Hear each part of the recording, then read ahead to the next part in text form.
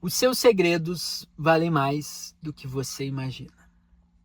Se antes a gente se preocupava com os nossos dados, hoje são os nossos segredos que estão valendo essa corrida pelo ouro de todas as big techs e das grandes companhias de tecnologia, graças à IA. Se antes todos estavam em busca dos nossos dados, hoje talvez eles não sejam mais o suficiente. Talvez o próximo nível esteja nos nossos segredos. E os nossos segredos não são aqueles necessariamente em que a gente compartilha com alguns amigos, aqueles que podem virar fofoca, são aqueles que talvez a gente conte numa sessão de terapia e olhe lá. Talvez eles estejam guardados só conosco. Talvez seja uma curiosidade, talvez seja um interesse que é nosso, da nossa particularidade. E que até então, nada de errado. Mas que, até então, quem sabia dele era o Google. No livro Os Quatros, do Scott Galloway, ele traz as 4 big techs principais dos Estados Unidos. O Google, a Amazon, a Meta, no caso, né, o Facebook e a Apple. Ele traz uma visão não só crítica, mas que especifica como as 4 criaram as suas estratégias para criarem os seus próprios reinos, né, os seus próprios países. Pois o valor de mercado de muitas delas é maior do que PIBs de países, muitas vezes até somado. Elas possuem hoje caixas infinitas que permitem com que elas façam manobras e defendam os seus reinados, né, ou os seus governos, se a gente for fazer essa ligação ali junto com outros países.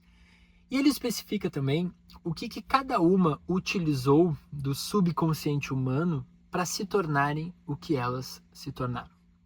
A Apple, ela utilizou do nosso órgão reprodutor, do nosso instinto natural de reproduzir, para criar todo o conceito dela.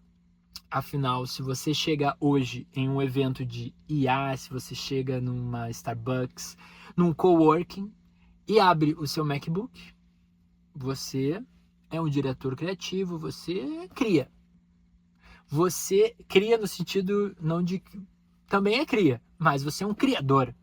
Você é um cara criativo, você é uma pessoa que talvez, possivelmente, vai despertar mais interesses perante os outros, indiretamente, inconscientemente, queira você sim, queira você não, dos outros reprodutores que ali estão também buscando maneiras de se reproduzir e de se relacionar com outros ou outras.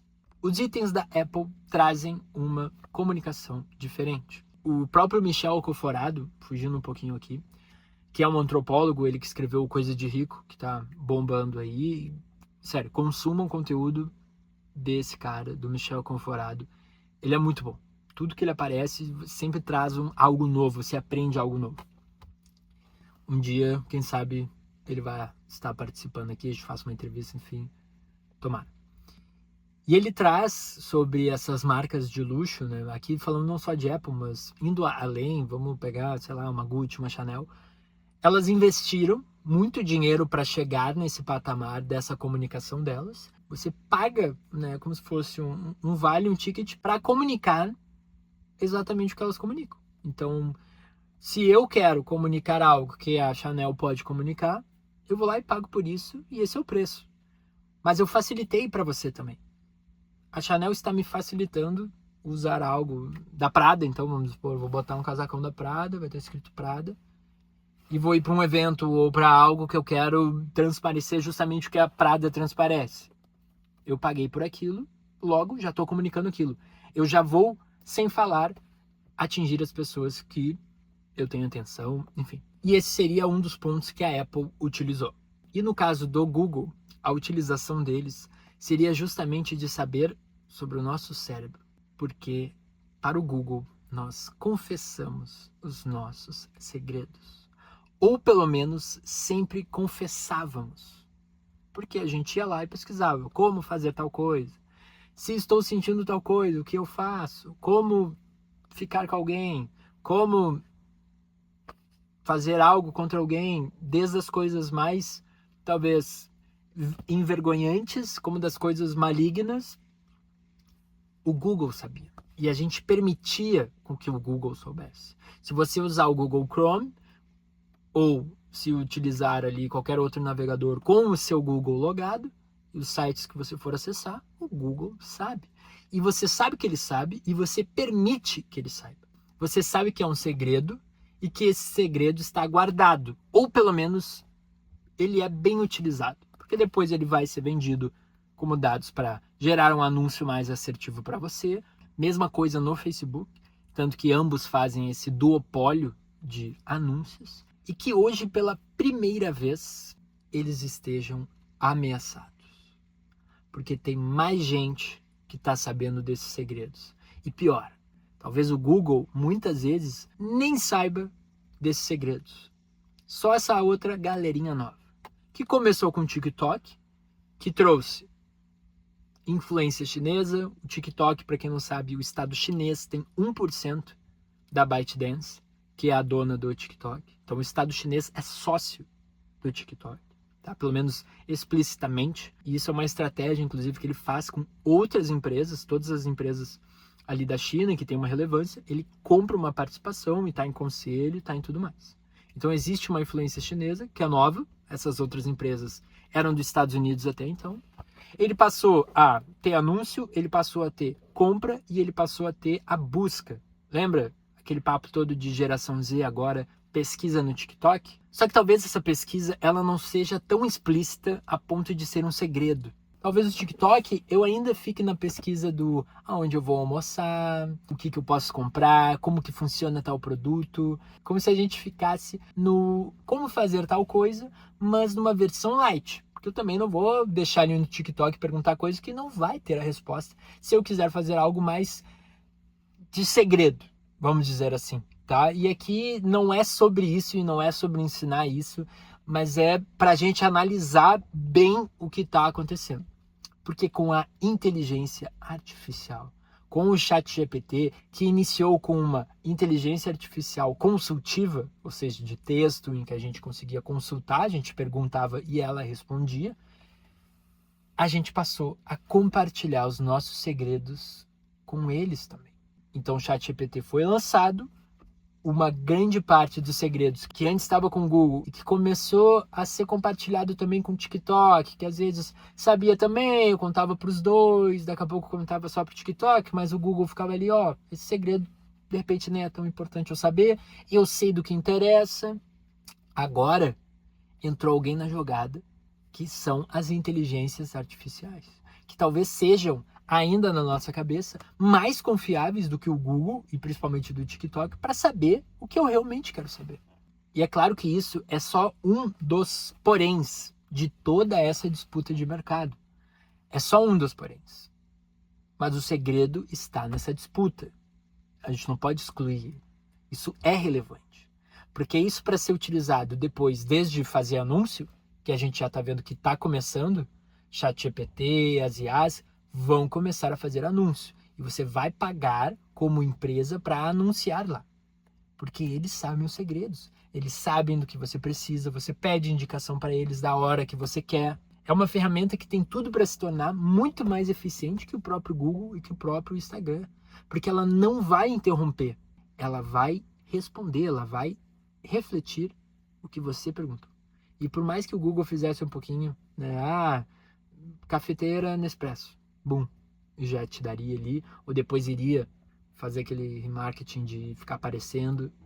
Agora eu vou perguntar, preciso de uma cafeteira Nespresso, com valores tal, cor tal, eu gosto de um café desse jeito, pimba.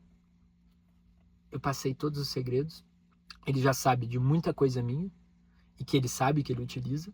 Para ter uma ideia, hoje com o Claude, se você não paga a assinatura máxima que eles têm, os seus dados, tudo que você conversa ali é usado para treinar a inteligência artificial. E aí a gente pode entrar numa outra discussão do até quanto isso é relevante hoje. Afinal, será que a gente já não banalizou o suficiente o uso dos dados? Afinal, a gente posta tudo, afinal, a gente mesmo posta a nossa rotina, a gente posta muita coisa, a gente posta os nossos filhos, as crianças. Ou seja, a gente posta nossas posses sem consentimento, porque a partir do momento que você vê uma criança na internet, provavelmente ela não tem dimensão daquilo, ou ela não concordou, ou ela não foi questionada por aquilo. E é só, de novo, questão do dilema em si pra gente pensar. O meu TCC da minha graduação foi justamente de trazer esse conflito agora de TikTok versus Meta, do TikTok sendo uma adaptação de tudo que o Facebook e o Instagram fizeram, só que trazendo os seus novos poderes, que seria o TikTok Shop, de repente, a influência chinesa e toda essa disputa que está junto a essas redes sociais, que tem muito mais poder do que a gente imagina. E que os dados seriam o grande cerne disso. E eu tenho uma ideia de mestrado de justamente continuar essa pesquisa, criando uma rede social nova, na qual ela deixa claro desde o início de que ela não utilizará os dados dos usuários. E a ideia seria justamente só testar a demanda. Será que isso seria um fator determinante para as pessoas migrarem de plataforma ou não? Porque até onde a gente já aceitou isso, ou a gente finge que tá tudo bem eu falar aqui alguma coisa e isso aparecer como anúncio no Instagram depois, sendo que eu nem pesquisei, eu só falei, e eu não falei com o celular estava junto, mas eu estava falando com outra pessoa. E isso, mesmo que seja bom para mim, porque de repente ele me ofereceu o que eu precisava e eu comprei, mas e o que não acontece? Porque pelo menos isso daí foi bom no final das contas. Eu falei de novo sobre café, ele me ofereceu a Nespresso, eu fui lá e comprei com preço bom, show. Mas e as coisas que eu falei que eu não sei que ele escutou e que ele não me mostrou, mas que ele escutou? O quanto a gente já banalizou isso e o quanto daqui a pouco isso já é tão irrelevante, porque a gente precisa tanto disso. Eu preciso tanto contar os meus segredos pro ChatGPT hoje, pro Claude, porque ele tá me oferecendo tanta coisa que, quer saber, ó, pega aí meus segredos, me dá alguma coisa em troca, vai me ajudar, vou fazer um novo software ali para mim, uma nova ferramenta do caramba, tá facilitando minha vida do trabalho, gasta tua água aí, pega meu segredo, vai, eu pago em segredo. Vou pagar ali um planinho simples, já quebro o galho aqui e pega um pouquinho dos meus segredos aí também. Tá feita essa troca, eu aceito um trato feito. Tá bom isso. Pode ser também, afinal é o que estamos fazendo. Eu faço isso. Você provavelmente também está fazendo, ou se ainda não faz, vai ter que fazer alguma hora. Mas a grande questão é só para a gente pensar e entender dessa disputa, porque se antes eu pesquisava no Google as minhas particularidades, hoje a gente pesquisa por alguma IA. E provavelmente não é no Gemini, não é na IA que o Google criou, ou no notebook LM. A gente pode usar lá, de repente, para outras coisas, mas talvez o ChatGPT passou a ser esse nosso best friend de segredos, já que ele começou, né, principalmente ele que trouxe isso da IA consultiva de texto, que seria essa primeira fase. Hoje a gente já está em uma outra fase, que é da IA orquestradora, ou seja, você consegue fazer com que ela execute funcionalidades, execute ações, sem o seu comando, com o seu subcomando, digamos assim. Você já deixar isso automático, que o próprio ChatGPT já faz também com o Codex, mas que está mais popular, pelo menos aqui, com o Cloud Code, né? Ou Cloud Cowork, o Cloud. Você bota lá e você faz as suas tarefas, facilita elas. E talvez conte também os segredinhos.